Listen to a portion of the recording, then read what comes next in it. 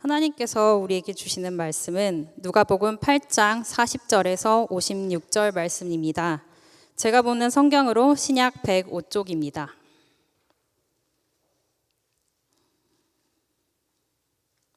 이제부터 누가복음 8장 40절에서 56절의 말씀을 봉독하겠습니다. 다 함께 일어나셔서 하나님의 말씀을 경청하시기 바랍니다. 예수께서 돌아오심에 무리가 환영하니 이는 다 기다렸음이러라. 이에 회당장인 야이로라 하는 사람이 와서 예수의 발 아래에 엎드려 자기 집에 오시기를 간구하니 이는 자기에게 12살 된 외딸이 있어 죽어가미러라. 예수께서 가실 때 무리가 밀려들더라. 이에 12회를 혈루증으로 앓는 중에 아무에게도 고침을 받지 못하던 여자가 예수의 뒤로 와서 그의 옷가에 손을 대니 혈루증이 즉시 그쳤더라. 예수께서 이르시되 내게 손을 댄 자가 누구냐 하시니 다 아니라 할 때에 베드로가 이르되 주여 무리가 밀려들어 미나이다. 예수께서 이르시되 내게 손을 댄 자가 있도다. 이는 내게서 능력이 나간 줄 알미로라다 하신대 여자가 스스로 숨기지 못할 줄 알고 떨며 나아 엎드려 그 손댄 이유와 곧 나은 것을 모든 사람 앞에서 말하니 예수께서 이르시되 딸아 네 믿음이 너를 구원하였으니 평안히 가라 하시더라. 아직 말씀하실 때 회당장의 집에서 사람이 와서 말하되 당신의 딸이 죽었나이다. 선생님을 더 괴롭게 하지 마소서 하거늘. 예수께서 들으시고 이르시되 두려워하지 말고 믿기만 하라. 그리하면 딸이 구원을 얻으리라 하시고 그 집에 이르러 베드로와 요한과 야고보와 아이의 부모 외에는 함께 들어가기를 허락하지 아니하시리니라.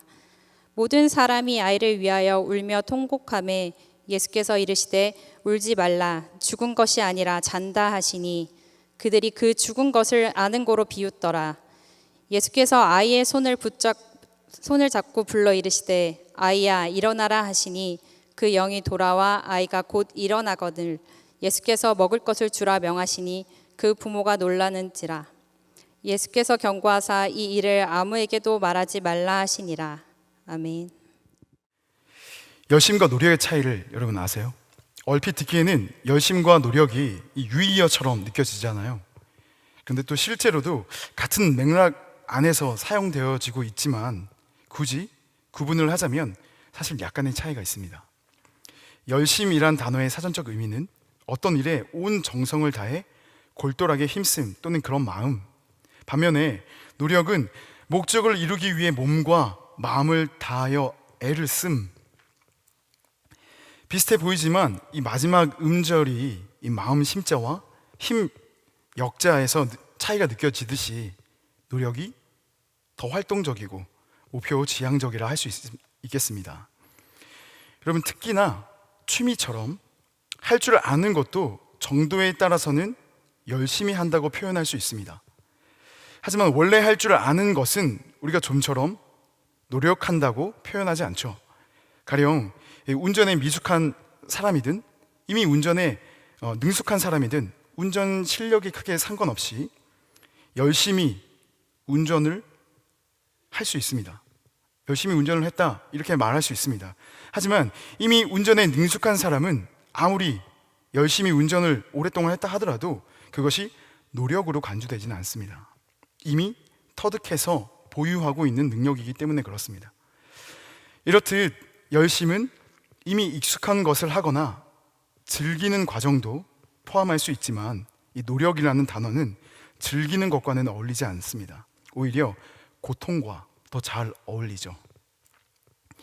노력은 내가 못하는 것, 익숙하지 않은 것을 터득하기 위해서 때로는 이 죽을 만큼 힘들고 또 싫은 시간을 견뎌내야 하는 인내와 고통이 수반되기 때문입니다. 이 사전적 용례의 차이를 이 개그맨 박명수 씨가 무한도전에서 언급한 적이 있습니다. 열심히는 하지만 노력은 안 한다. 무한 유니버스라고 한다면서요. 정말 웬만한 건 무한도전에 다 있는 것 같습니다. 이거 찾다가 여러분 그 우영우 씨 나오는 드라마 있잖아요. 그분의 이 내용이 무한도전에서 소재가 다 있다고 이 작가가 참고한 거 아니냐고 그 살짝 봤는데 진짜 그렇더라고요. 대조했는데 그렇다고요.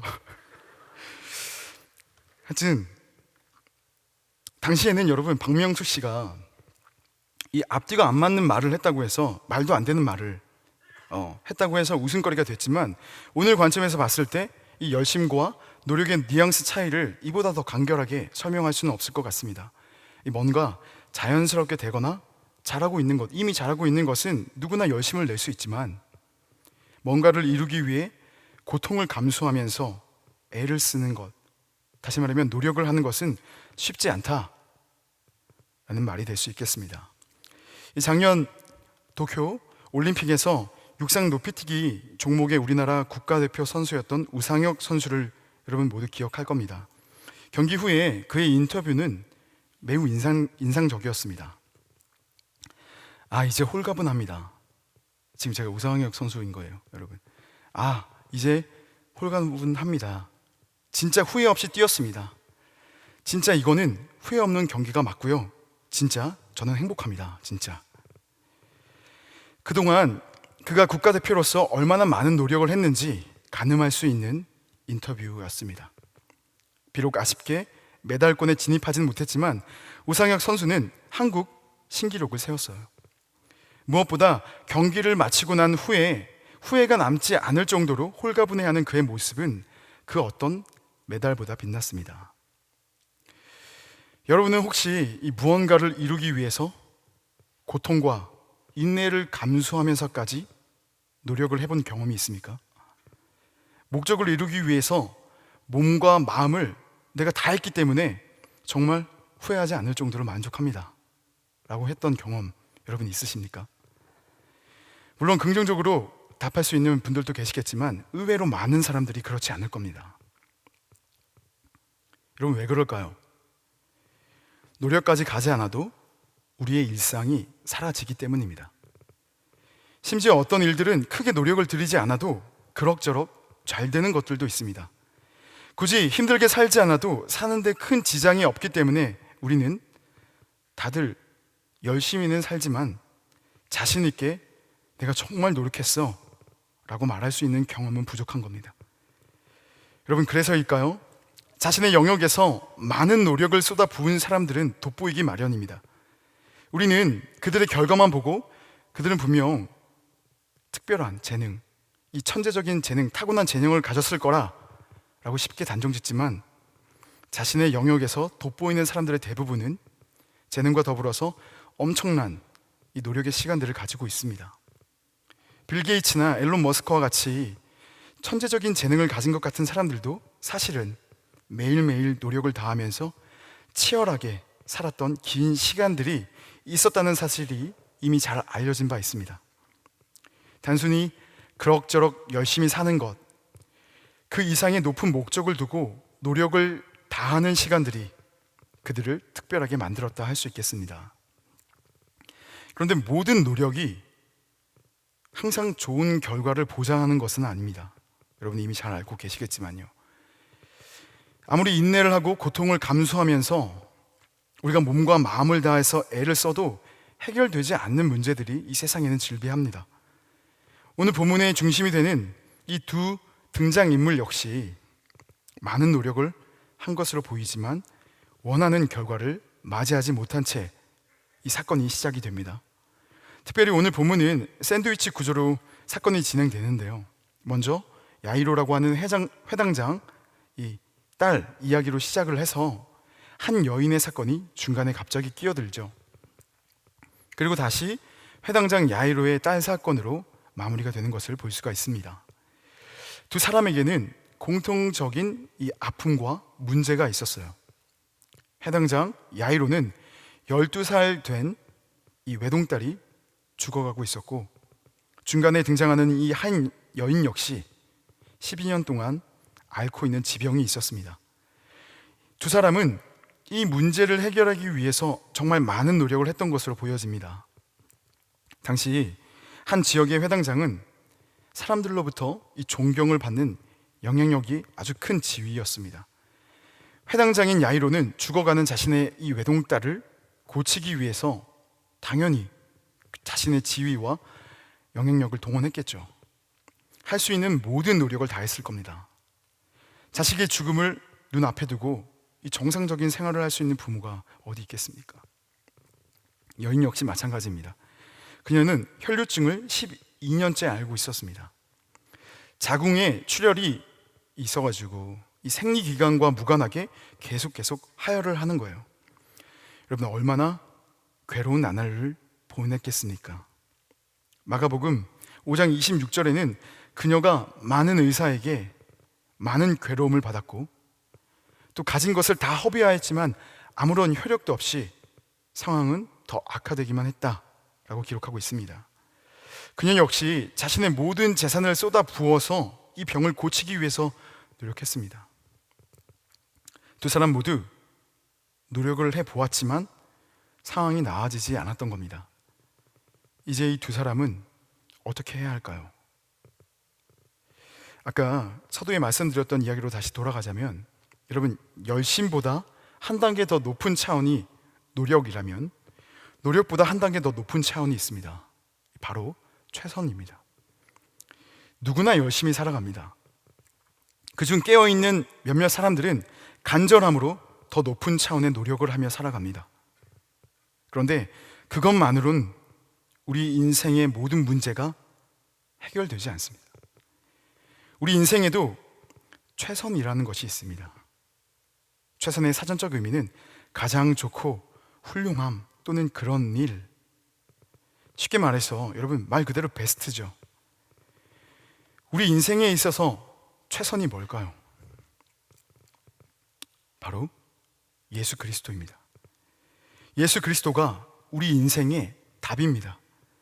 세상 노력은 항상 좋은 결과를 보장해 주지 못하지만 예수 그리스도는 우리 인생에 언제나 최상의 결과를 보장합니다.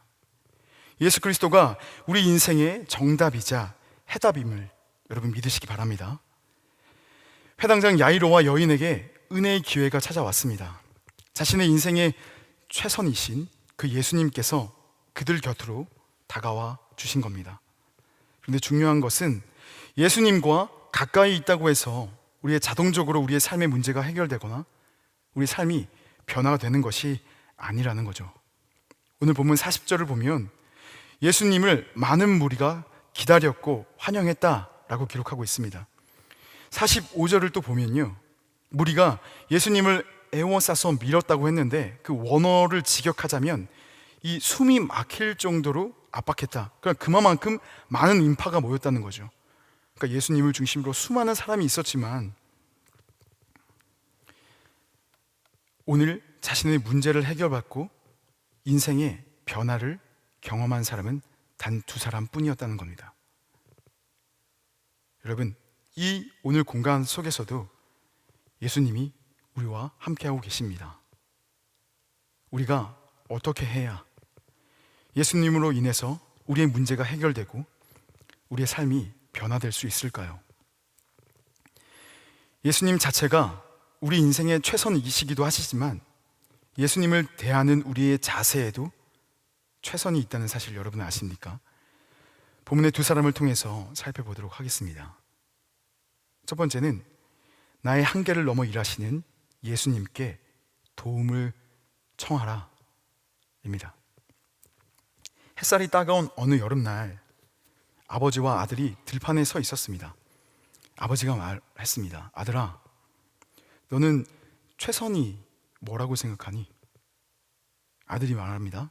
장깨를 부리지 않고 자기가 할 수 있는 한 열심히 노력하는 것이라고 생각합니다. 그렇구나.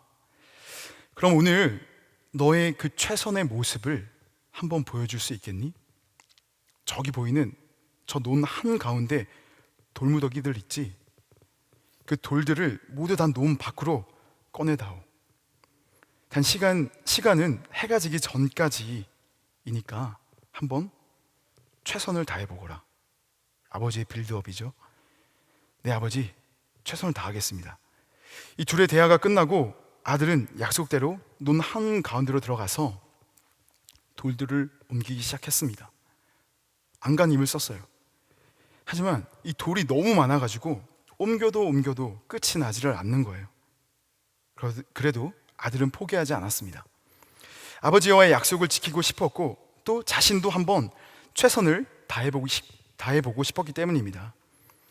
아들은 젖먹던 힘까지 짜내면서 열심히 돌을 옮겼지만 모두 돌을 옮기기에는 역부족이었습니다. 그렇게 해가 저물었습니다. 하루 종일 옆에서 그 모습을 지켜본 아버지가 물었습니다. 아들아, 최선을 다해 보았니? 네, 아버지, 최선을 다했습니다. 아니다, 너는 최선을 다하지 않더구나. 이 말을 들은 아들은 섭섭한 마음을 감출 수가 없었습니다. 아버지, 저 정말 최선을 다했습니다. 아버지도 보셨잖아요. 물 한 모금 마시지 않고 밥도 거르면서 돌을 조금이라도 더 옮기라고 제가 할 수 있는 한 정말 최선을 다했습니다. 그런데 어째서 아버지는 제가 최선을 다하지 않았다고 말씀하십니까? 그래, 네가 고생한 거 안다.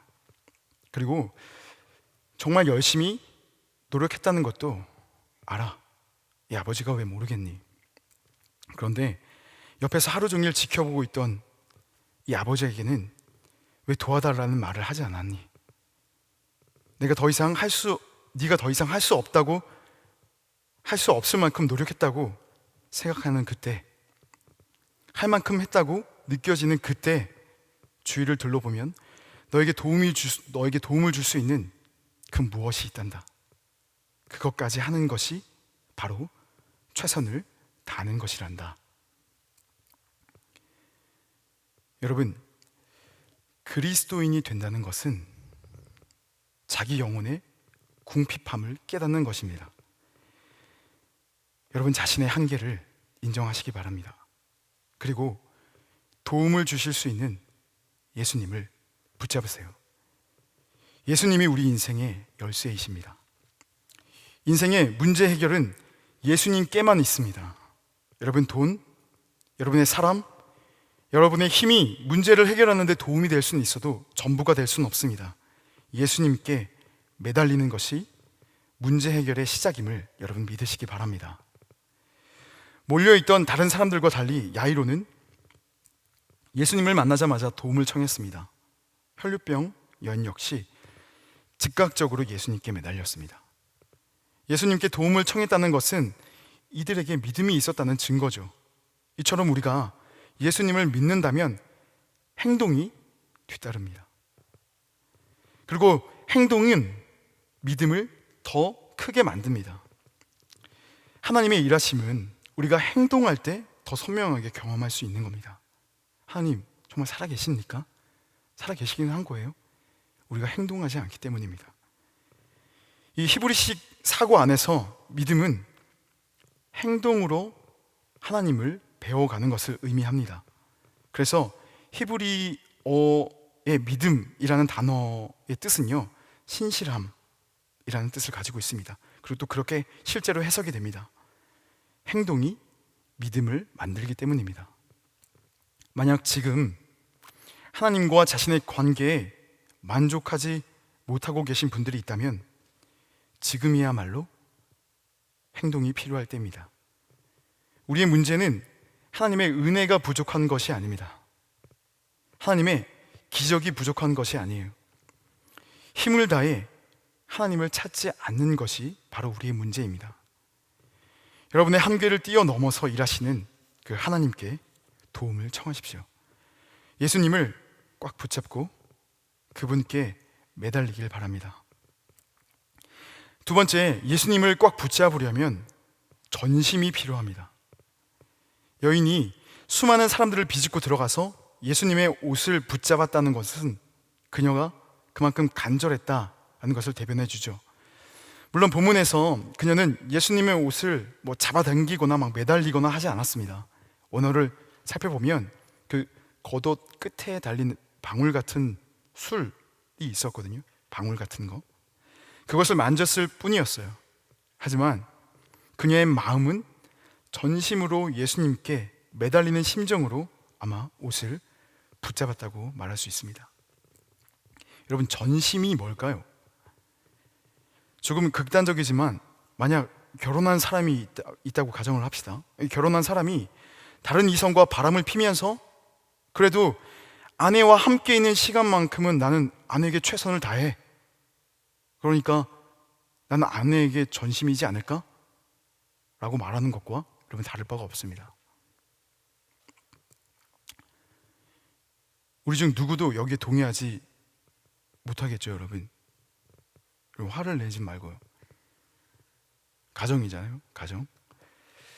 그런데 성경은 우리가 하나님을 그렇게 대하고 있다고 누차누차 지적하고 있습니다. 하나님보다 좋아하고 중요하게 여기는 것이 많으면서 예배 시간만큼은 하나님을 사랑하고 최선을 다하고 있으니까 하나님, 내 마음을 좀 알아주세요. 이 말도 안 되는 주장을 우리는 너무나 아무렇지도 않게 그리고 자주 하곤 한다고 합니다. 여러분, 이것은 진심도 전심도 될 수가 없습니다. 개그맨 유재석 씨가 과거 한 프로그램에서 한 말이 있습니다. 여러분, 영상을 잠깐 보실까요? 아니 저기 너는 어때요? 너도 한 번씩 얘기해봐. 결혼하니까 어때요? 너무 좋지. 그래도 한 가지 싫은 게 있다면 뭐가 어? 있어? 잃은 게 있다면 잃은 게 있다면은 많은 걸 얻었지만 솔직히 많은 걸 얻었어. 진짜 나는 5만 가지 이상을 얻었어. 그럼 얻은 게 뭐가 잃은 거 딱 하나요. 뭐예요? 나를 잃었어. 앞에 음성이 좀 뭉개졌는데, 결혼하고 많은 걸 얻었지만 뭔가 이 유재석 씨의 바른 이미지를 뭐 이렇게 유머로서 흠집을 내고자 하는 이 패널들의 질문이었을 겁니다.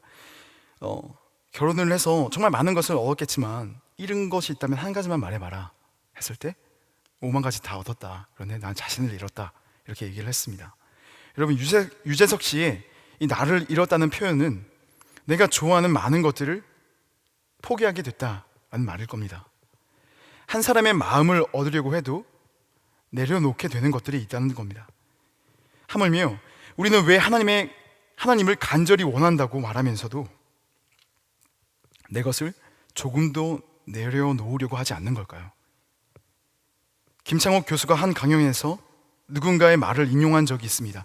지혜란 내려놓아야 할 짐을 내려놓고 져야 할 짐을 지는 것이라고. 하나님을 대하는 우리의 자세도 이래야 합니다. 내려놓아야 할 짐을 내려놓아야 합니다. 포기할 때 여러분, 진심이 드러납니다. 여러분, 하나님을 위해서 무엇을 포기할 수 있습니까? 우리가 내려놓아야 할 여러분 짐이란 뭘까요? 많은 것이 있겠지만 특별히 나의 죄와 내 삶의 방식이 아닐까 싶습니다. 이렇듯 전심이란 단순히 순간의 진심이 아닙니다. 순간의 집중 역시 아닙니다. 다른 것들을 내려놓고 한 곳만 바라보는 것입니다.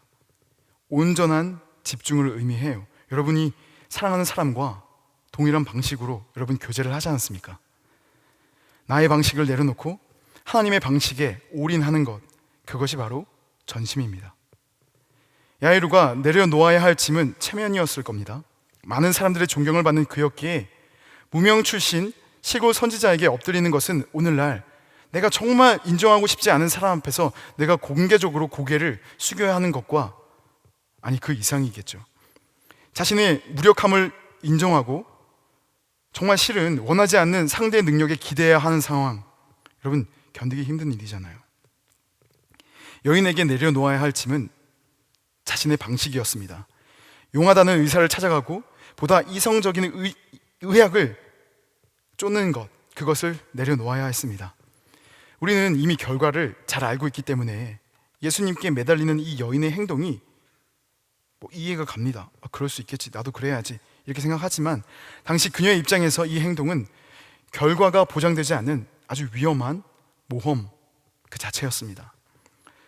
병을 고치기 위해서 12년 동안 안 해본 것이 없는 그녀였습니다. 주위에서 정말 대단한 사람이 왔어 아무리 호들갑을 떨어도 솔깃할 만한 시기는 이미 지났습니다. 기대와 실망을 반복했던 그간의 12년 동안 그간의 12년은 자신이 앓고 있는 병은 이건 못 고치는 병이구나, 라고 결론을 내리기에 충분한 세월이었습니다. 그런데 이제 막 뜨기 시작한 한 촌뜨기 선지자가 자신에게 손을 댄다고 한들, 아니 자기가 그 선지자의 옷을 잡는다고 한들 해결될 수 있는 문제가 아니라는 사실을 이 여인은 누구보다 잘 알고 있었다는 겁니다. 심지어 잃을 것이 많은 아주 위험한 행동이었습니다. 레위기 율법에 의하면 이 하혈을 하는 여인은 부정했습니다. 그것이 생리기간이라 할지라도. 그녀는, 그러니까 이런 하혈을 하는 여인은 그 기간 동안 눕는 침대는 물론이거니와 그녀와 접촉되는 모든 물건, 사람 다 부정해졌습니다. 그래서 사람들은 그러한 여인에게 시선조차 주는 것을 꺼려했습니다. 그 기간 동안. 그렇게 12년 동안을 그녀는 살아온 겁니다. 사회로부터 완전히 여러분 고립되었었겠죠. 그녀가 받아왔던 냉대, 멸시, 경멸의 시선, 여러분 상상을 초월했을 겁니다. 제 아무리 용기를 내어서 선지자 앞에 나간다고 해도 잘 알지 못하는 예수라는 선지자가 자신이 부정해지는 것을 감수하면서 이 여인이 나에게 안수를 해줄 리 만무하잖아요, 여러분. 아니, 선지자 앞에 엎드리기도 전에 험한 꼴을 당할 수도 있습니다. 사람들로 의해서. 그녀가 뒤에서 예수님의 옷을 잡은 것은 그녀가 할 수 있었던 최선이었습니다. 위험에 처할 수 있는 상황, 그럼에도 불구하고 나을 거라는 보장이 없는 이 불확실성을 그녀는 내려놓고 예수님을 전심으로 붙잡았습니다. 그런데 그 즉시 하혈이 그친 것을 그녀가 느꼈다고 이 마가복음 5장은 증언하고 있습니다. 여러분은 예수님께 전심을 다해 본 적이 있습니까? 최선을 다해서 예수님께 매달려 보신 적이 있으세요? 하나님은 너희가 온 마음으로 나를 구하면 나를 찾을 것이요 나를 만나리라 라고 예레미야 29장 13절을 통해 말씀하고 계십니다. 지금 우리에게는 전심이 필요합니다. 온 마음과 힘을 다해서 예수님께 매달릴 때입니다. 여러분, 집중하는 일부의 마음 말고 순간의 마음이 아니라 전심의 마음, 내려놓아야 할 짐을 내려놓고 져야 할 짐을 지는 우리 모두가 되길 바랍니다. 셋째, 기다리는 믿음이 필요합니다. 야이로는 자신의 딸을 고쳐주시겠다는 사인을 예수님께로부터 받았지만 이루어지지 않는 듯 보였습니다. 딸이 있는 자신의 집으로 이동을 하던 도중에 예수님과 함께 혈류병 여인 때문에 예수님이 지체하시는 바람에 딸의 병을 고칠 수 있는 그 골든타임을 놓쳐버리게 되었습니다. 예수님께서 서두르셨다면 딸이 죽지 않았을지도 모릅니다. 그런데 굳이 가던 길을 멈춰 서서 자신의 옷을 만지고 간 그 여인을 찾아내시는 그 예수님의 행동 때문에 예수님께서 실랑이를 하시는 그 사이에 딸이 세상을 떠났습니다. 여러분, 충분히 예수님이 원망스러운 상황이잖아요. 그런데 예수님께서 그러한 이 회당장의 마음을 아셨는지 두려워하지 말고 믿기만 하라. 그리하면 딸이 구원을 얻으리라 라고 말씀하셨습니다. 무슨 소리예요, 예수님? 딸이 죽었다니까요? 이 모든 것이 끝났다니까요? 그 구원을 받을 딸이 이제는 없다니까요? 그런데 발걸음을 옮기시는 그 예수님을 따라서 신락 같은 소망으로 끝까지 예수님을 붙든 야이로는 건강한 딸을 다시 마주하게 될 수 있었습니다. 하나님의 약속은 여러분 반드시 이루어집니다.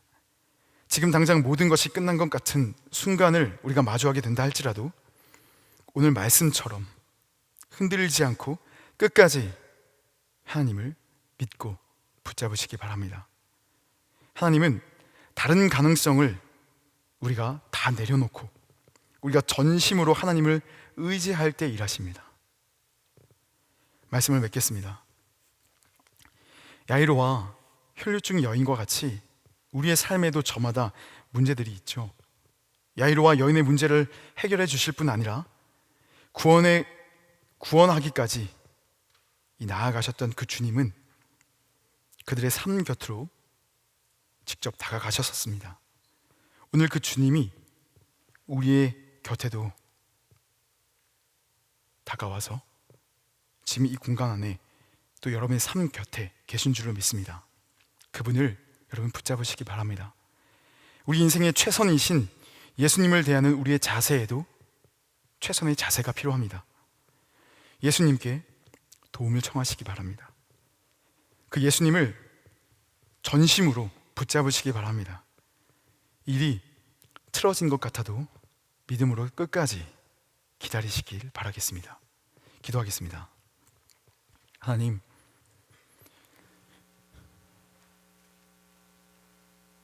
절망의 한 복판을 걷고 있는 오늘 두 사람, 그 두 사람을 주님 불쌍히 여기시고 그들의 삶 곁으로 살며시 다가가신 주님, 그리고 그들이 주님을 찾기를, 주님을 부르기를, 주님을 붙잡기를, 주님 앞에 엎드리기를, 주님을 의지하기를 기다리신 주님, 오늘 야이로와 혈류증 여인의 이 최선의 모습을 보면서 그동안 하나님을 대했던 우리의 안일함을 회개합니다. 이 자리에 앉아 있으면 주님께서 내 삶을 변화시켜 주실 줄 알았습니다. 주님, 이 자리에 서서 다른 사람들과 함께 찬양하면 주님, 내 모든 문제가 자연스럽게 해결될 줄 알았습니다. 여전히 다른 것을 좋아하면서 다른 것을 하나님보다 더 소중하게 여기면서 이 짧은 시간 집중하면 내가 하나님께 전심을 드린 줄 알았습니다. 하나님을 의지하다가도 조금만 일이 틀어지는 것 같으면 금세 포기해버리고 그럼 그렇지 뒤를 돌아서는 저였습니다. 하나님, 한 번도 내 삶의 최선이 아닌 적이 없었던 그분을 다시 한번 의지하기를 원합니다. 내가 이제는 최선을 다해서 하나님께 다가가기를 원합니다.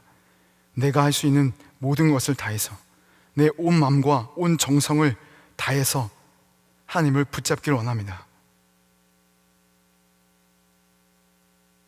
전심을 다할 수 있도록 주님 도와주시옵소서. 예수님의 이름으로 기도드립니다. 아멘.